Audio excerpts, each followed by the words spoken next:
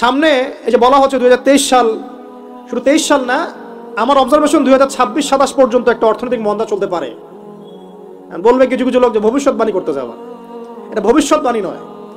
আপনি বর্তমান সম্পর্কে খবর রাখেন না বলেই বর্তমানকে আপনার ভবিষ্যৎ মনে হচ্ছে। আমাদের অনারেবল মিনিস্টার যারা আছেন ওদেরকে জিজ্ঞাসা করেন, তাদেরকে জিজ্ঞাসা করেন, তারাও বলছেন যে 2023 সাল থেকে 26 সাল খাদ্য মন্দার মধ্যে যাবে। দেখেন নাই, তারাও এই কথা বলছেন, কারণ তারা বুঝতে পারছেন ওয়ার্ল্ডের অবস্থা ভালো না। এখানে একটা সলিউশন বলছে, ইচ্ছা হলে আপনি গ্রহণ করতে পারেন, ইচ্ছা হলে নাও করতে পারেন। কি উপদেশ? এই যে জাকাত, যেটা জাকাত, আমাদের জাকাত যেটা আছে, এটাকে একটু বড় পরিসরে কালেক্ট করার চেষ্টা করতে হবে। করে যদি আমরা সুষ্ঠু বন্টন করতে পারি গরিবদের মাঝখানে, ইনশাআল্লাহ কেউ খাদ্য অভাবে মারা যাবে না ইনশাআল্লাহ। আল্লাহ পাক আমাদেরকে বোঝার তৌফিক দান করুন। এর পাশাপাশি তারা যেটা বলেছেন, ইকোনমিক সেকশনের লিডার যারা আছেন তারা যেটা বলছেন এটা ঠিক বলছেন।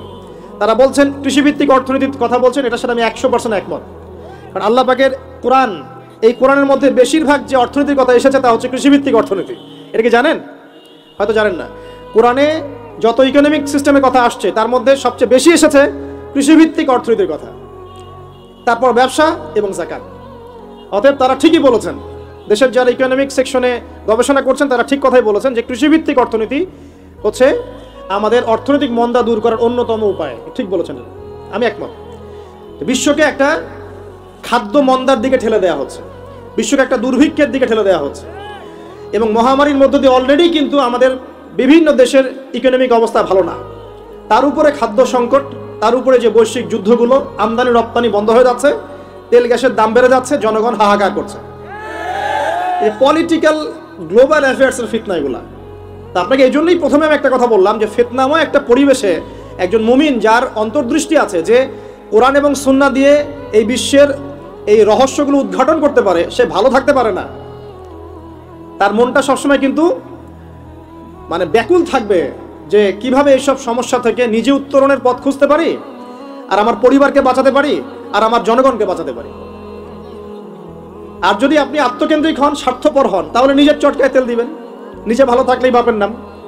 তো দেখুন, এই জামানার কথাই নবীজি বলছেন সাল্লাল্লাহু আলাইহি ওয়াসাল্লাম, তোমাদের সামনে এমন একটা যুগ আসছে, নবীজি বলছেন জামানা সাবরিন, কঠিন জামানা, যে জামানায় ঈমান নিয়ে চলাটা হবে হাতের মধ্যে আগুন নিয়ে চলার মতো।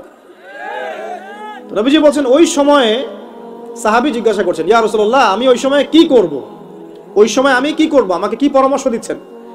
নবী সাল্লাল্লাহু আলাইহি ওয়াসাল্লাম বলছেন, হে আমর ইবনে আস, তুমি ওই সময় বাড়িতে অবস্থান করো, বাসায় থাকো, বিনা প্রয়োজনে বাড়ির বাইরে এসো না। ওই সময় তুমি নিজের পাপের জন্য আল্লাহর কাছে ক্রন্দন করতে থাকো, বিনা প্রয়োজনে বাড়ির থেকে বের হয়েও না। আর মানুষের সাথে এত বেশি মেলামেশা করো না, নিজে তোমার আমল, তোমার গুনাহ নিয়ে ব্যস্ত থাকো, তোমার পাপের জন্য আল্লাহর কাছে কান্নাকাটি করো, ইনশাআল্লাহ তুমি নাজাত পেয়ে যাবে। এটা একটা অপশন, মানে ফিতনাময় পরিবেশে আপনি কিভাবে বাঁচবেন, এটা একটা অপশন।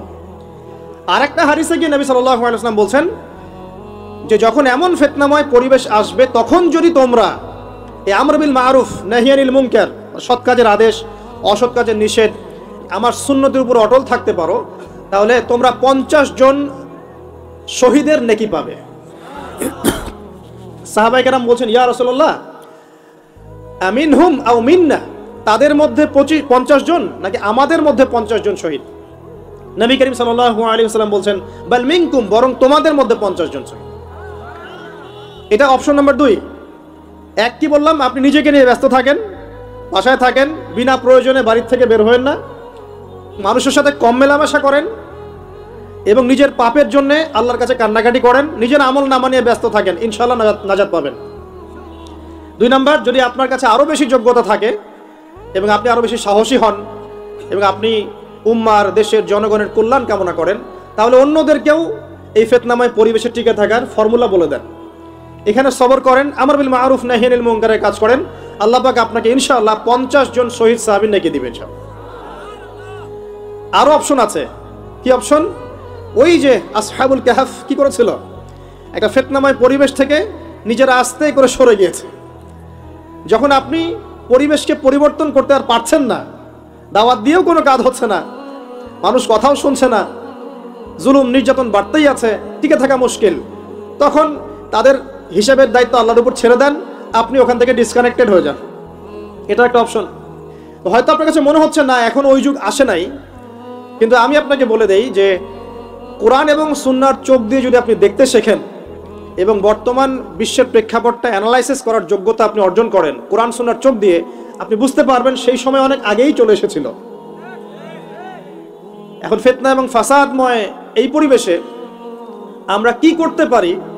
যাকাত ইসলামিক অর্থনীতির মূল ভিত্তি। কিভাবে জানেন? ব্যবসা এবং যাকাত এটা কি করে? এটা একটা মার্কেটের মধ্যে সম্পদ ঘুরতে থাকে। আমি বুঝাচ্ছি আপনাকে। মনে করেন আপনি ব্যবসা করছেন এবং যাকাত দিচ্ছেন। যাকাত কারা দিবে? যারা যাকাতের নিসাব পরিমাণ সম্পত্তি রাখে, মানে কিছুটা ধনী তারা। তো তারা ব্যবসা করছে, মাশাআল্লাহ। ব্যবসা যখন করে, ব্যবসায় কি থাকে? লাভ থাকে, লস থাকে, লাভ থাকে, লস থাকে। লাভও হতে পারে আপনার, লসও হতে পারে। আর সুদে কি? শুধু লাভ, লস আছে? লস নাই। পার্থক্য বোঝেন। এখন ব্যবসা যখন আপনি করবেন, এই টাকা বা মূল যে ক্যাপিটাল যেটা বলে অর্থনীতির ভাষায়, এটা মার্কেটের মধ্যে সার্কুলেট করতে থাকবে। আজকে আপনি ধনী, লাভ করেছেন, কালকে লস করবেন, এই ধন আরেকজনের হাতে চলে যাবে।